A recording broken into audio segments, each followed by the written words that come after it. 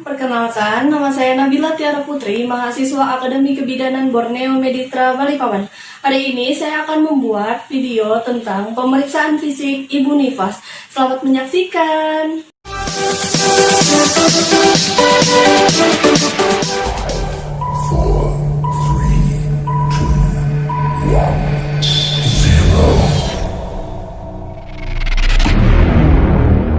Ibu, perkenalkan, saya Bidan Nabila, saya yang bertugas pada hari ini.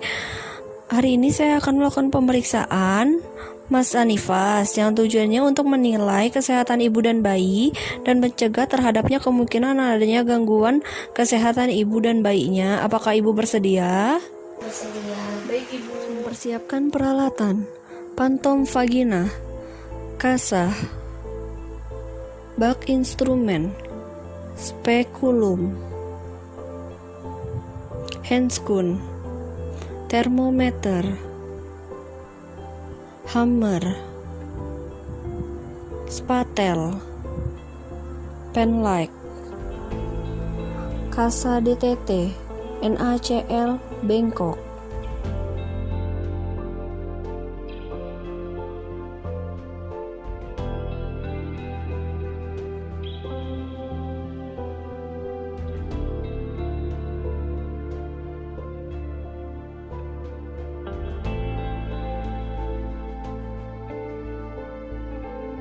Pertama, kita melakukan pemeriksaan kepala, inspeksi rambutnya berwarna hitam atau berwarna merah. Ibu, ini rambutnya kena matahari atau disemir ya? Sinar matahari, Bu. Oh, baik. Selanjutnya, kita melakukan palpasi apakah ada benjolan atau tidak. Sakit, Ibu? Tidak, Bu. Selanjutnya, kita pemeriksaan wajah, apakah wajahnya odem atau tidak, pucat atau tidak. Odem adalah pembengkakan pada wajah atau bisa terjadinya preeklamsi. Kalau pucat, bisa terjadinya pendarahan anemia. Apakah sakit, Ibu? Tidak, Bu. Selanjutnya, pemeriksaan mata. Pertama ada konjungtiva, disarankan Ibu melihat ke atas ya. Selanjutnya ada sklera, skleranya juga normal. Selanjutnya kita palpasi palaperba. Apakah sakit, Ibu? Tidak, Bu. Selanjutnya pemeriksaan hidung. Pertama kita inspeksi apakah ada kolit. Kolit adalah bintil-bintil kecil yang ada di dalam hidung dan dapat mengganggu pernafasan. Hidungnya normal ya Ibu, tidak ada kolit. Selanjutnya kita palpasi hidung.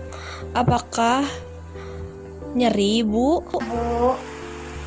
Selanjutnya pemeriksaan bibir, inspeksi apakah bibirnya kering atau tidak. Kalau kering ibunya mengalami dehidrasi. Selanjutnya giginya, apakah ada karies gigi atau tidak. Kenapa harus memeriksa karies gigi? Karena takut ada kuman dan kotoran.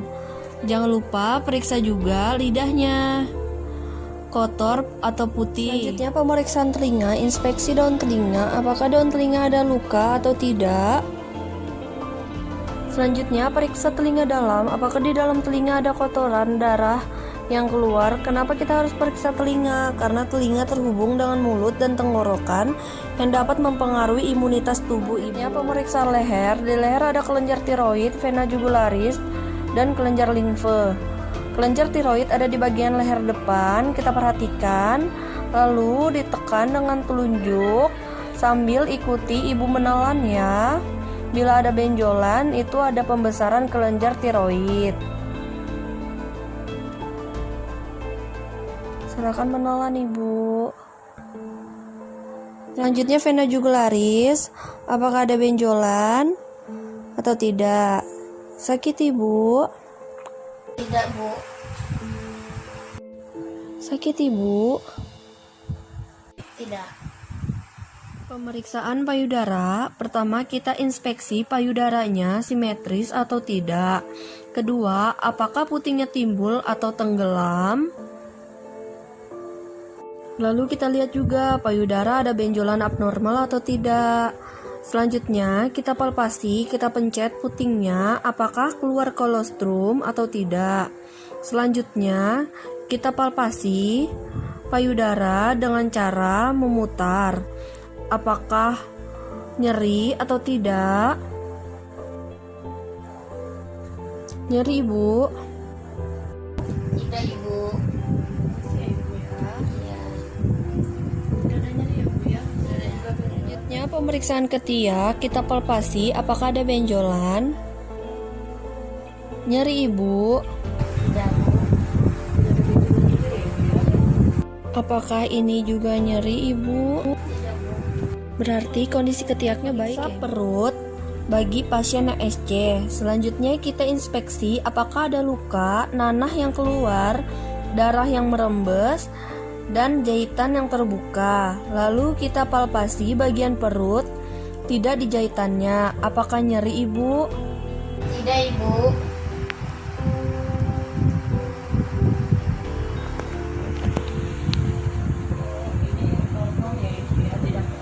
Selanjutnya, pemeriksaan perut bagi pasien yang melahirkan normal. Pertama kita inspeksi apakah ada linea alba dan linea nigra.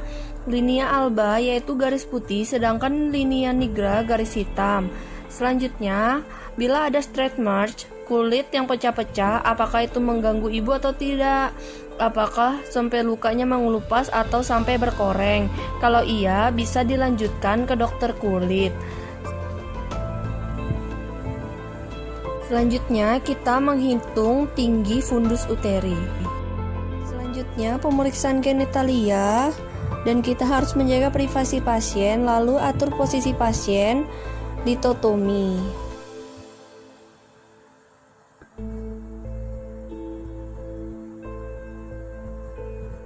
Selanjutnya, melakukan vulva hygiene dengan membuka labia mayora dan labia minoranya. Sambil kita inspeksi apakah ada pembengkakan berwarna biru atau tidak. Sambil kita pegang labia mayora, apakah ada pembesaran Bartolini. Selanjutnya kita bersihkan labia mayoranya dari kanan sampai vestibulum. Lalu labia minora sampai vestibulum. Lalu kita lihat jahitan terbuka atau keluar nanah. Bersihkan juga sebaliknya. Selanjutnya kita ekstranitas atas sampai bawah, apakah bengkak-bengkak dari tangan sampai ke jari. Ibu boleh menggenggam tangannya. Apakah sakit?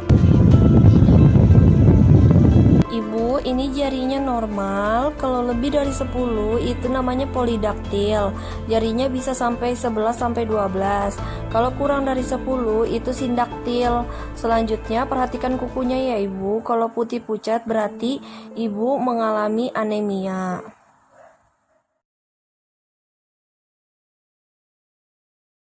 Sekian dari video saya, kurang lebihnya saya mohon maaf. Akhir kata saya ucapkan terima kasih. Wassalamualaikum warahmatullahi wabarakatuh.